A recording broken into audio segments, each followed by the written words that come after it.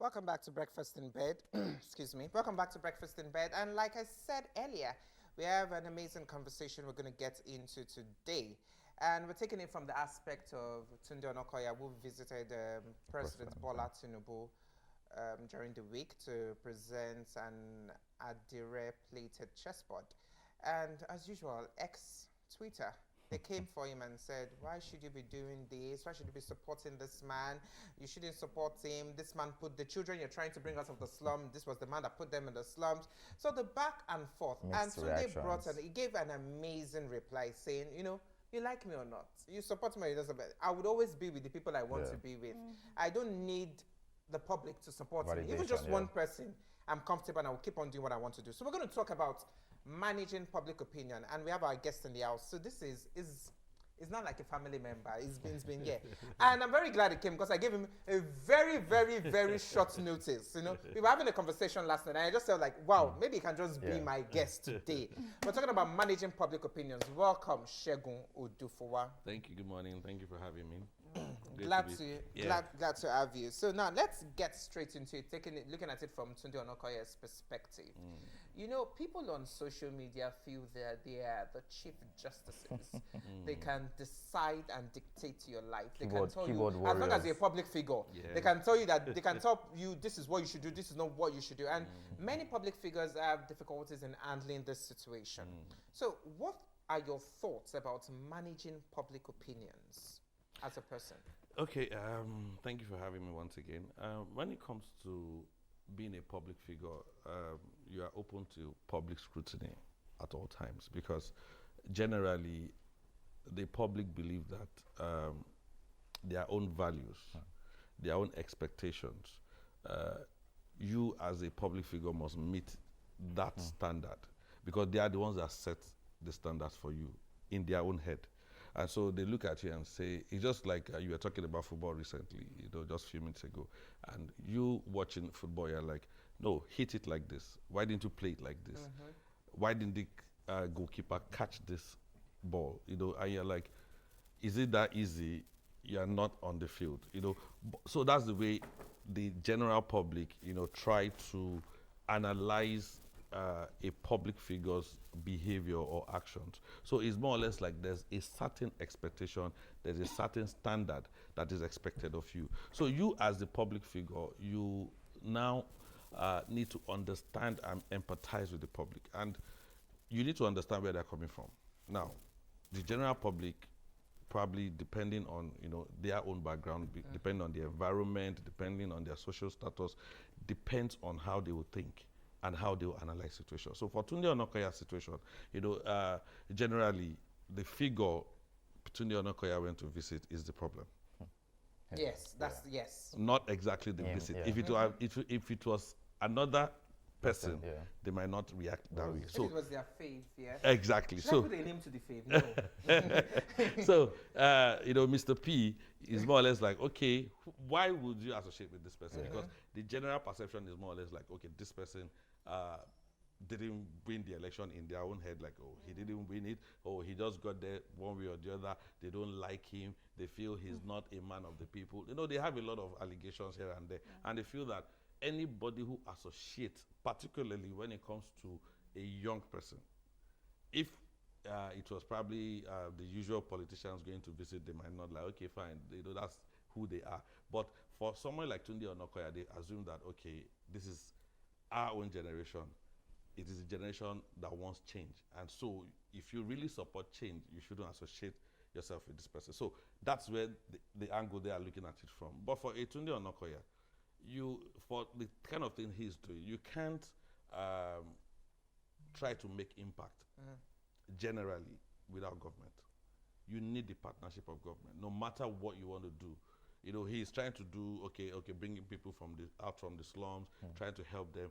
You need the partnership of government because government regulates the law, they formulate the policies, they own the environment, they own the society.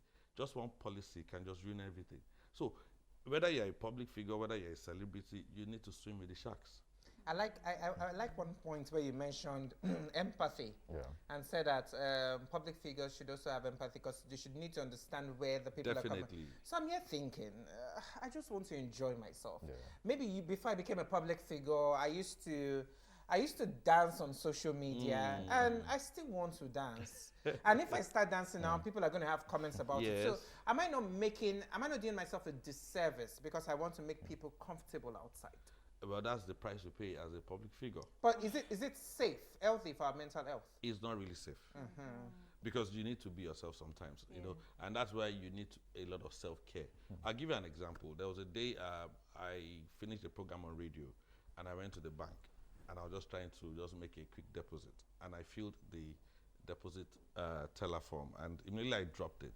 The bank attendant just looked at him and said, "Oh, are you Shego before?" And I said, "Yes."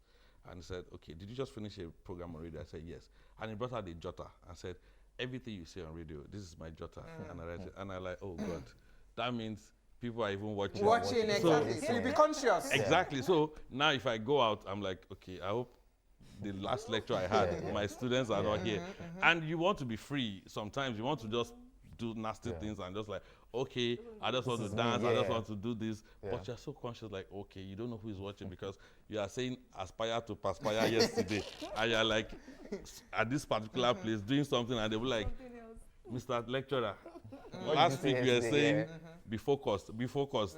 Now, are you focused?" You know, Exactly. but that's how it is, you know, because the way people just perceive you and all of that, they judge you, and it affects even the so-called celebrities. It affects them a lot, and that's why you see some of them having social anxiety, and they just withdraw back into their shell because they are not able. And you see a lot of them trying to hide in doing so many things, and so it's a lot for them as an individual, but it's just the price to pay when you have to be out there in public space. So you as a or anybody as a public figure, how important is transparency?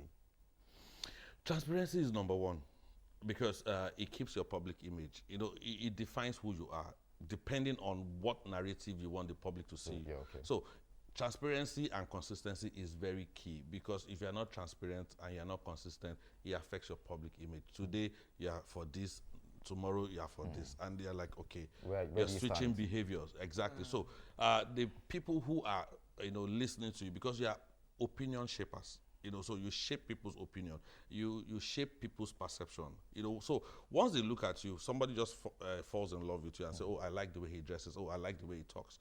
Anything, and they begin to model you. And as they model you, they just begin to look at you and feel that, okay, this is the right thing. You know, just I give you an example. Back in the days, you know, when you look at Aki and Popo, you know, they're like the Tom and Jerry of this, you know, of this in our own space. Yeah. But they were elderly people, not young people. But the young children assumed that, okay, children. they were children, and they started behaving like that. You know, and it took a lot to now start, you know, a lot of advocacy to say that, no, okay, this is just a movie, this is just like they're doing their thing. So if you are not careful, people begin to mirror you. So for you as a public figure, what do you stand for? What values are you trying to push out there?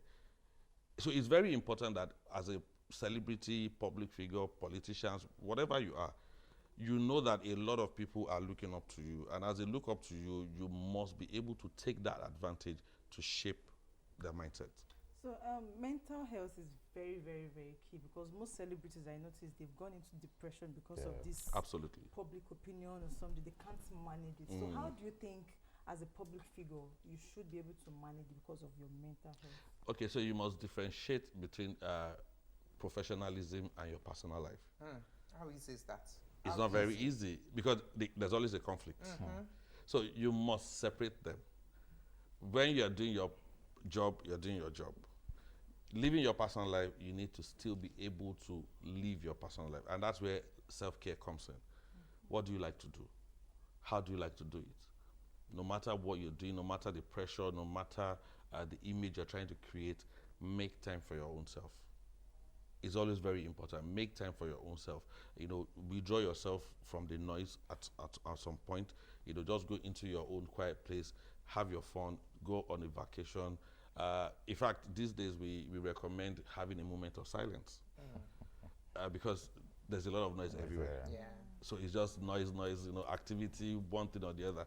So how well can you go into your moment of silence and just decide that, okay, today I'm not even talking to anybody, I'm not even picking calls, I'm not doing everything. Just want to be alone. And I just want to be alone, I just want to have fun, I just want to sit in front of the beach and just enjoy, the sunlight, just But but many people don't understand that for public figures or for people that work all the time, maybe in front of television Yes. or in media entertainment.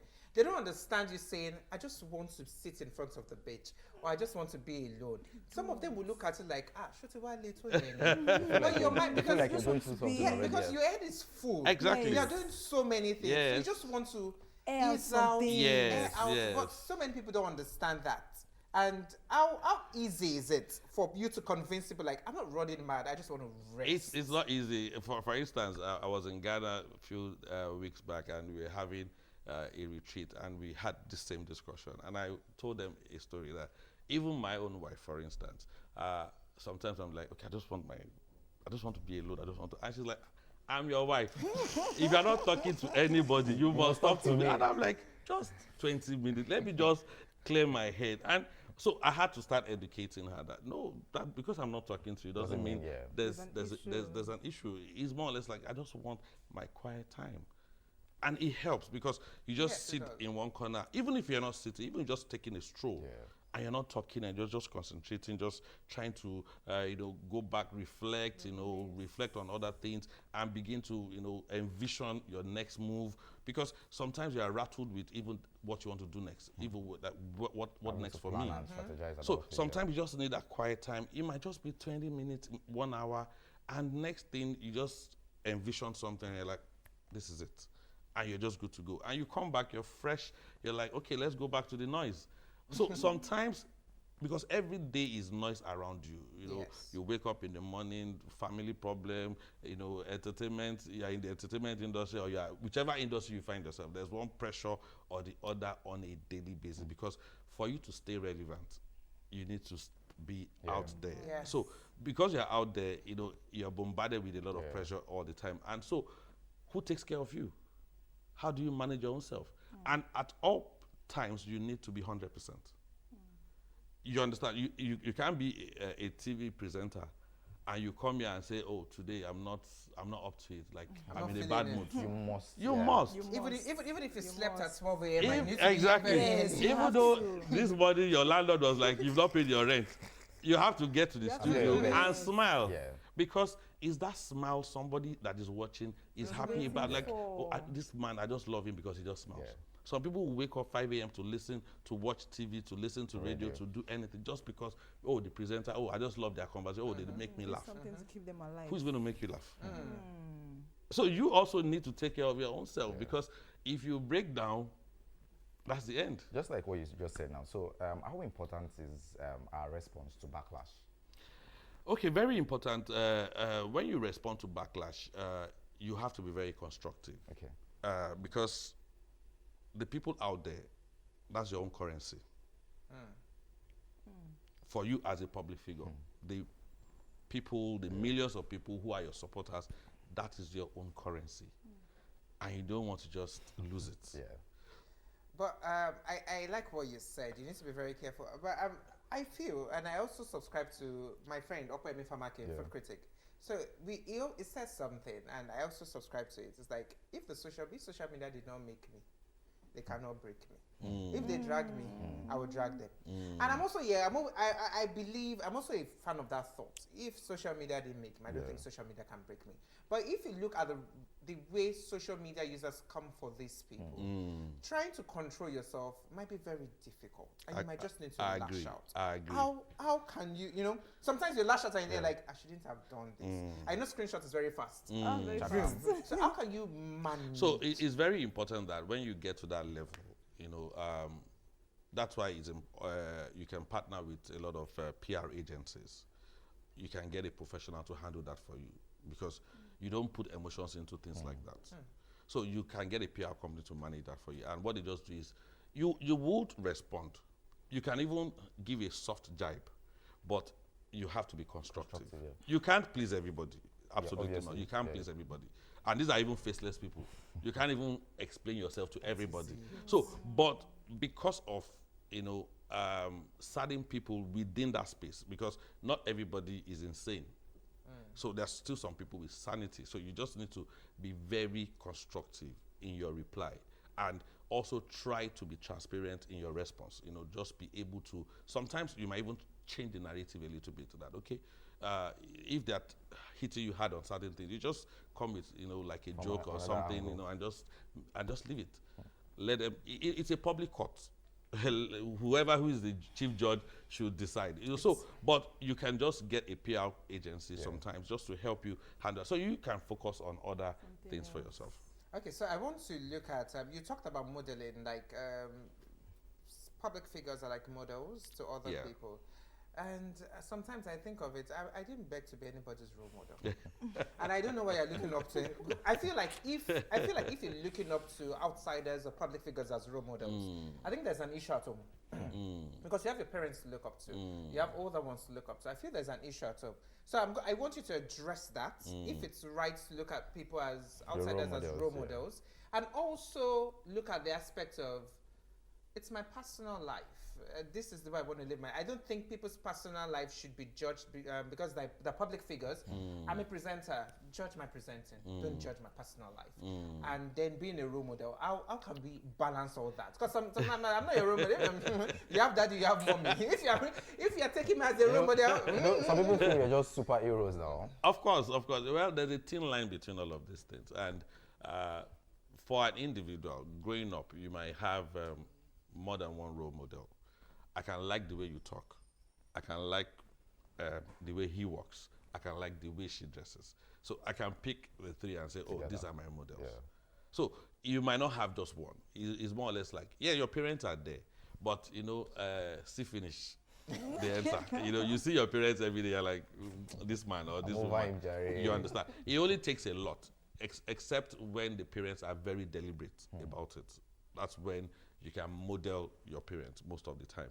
If they're not deliberate about it and they're just like, okay, I'm just responsible for you, just take care of you, That's eat, all.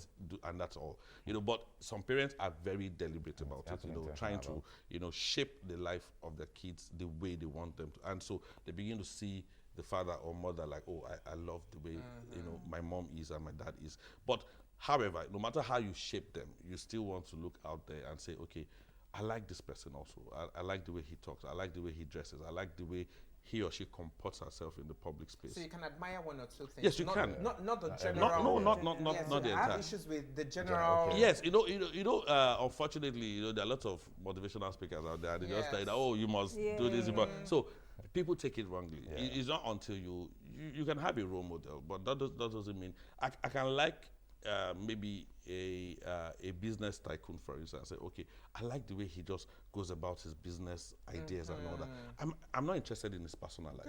I might just say, okay, oh, look at this person. He has a conglomerate of businesses. How did he do it? And I'm like, okay, these are the ideas he's used and all that. I like his process and all that. And you just want to follow such process, not necessarily his lifestyle. So, but a lot of people mix it together and they pick the lifestyle, they pick everything. And you see some people, because you're wearing this haircut, I begin to wear the same haircut. I begin to, that's it. And it We need to leave. We've run out of time.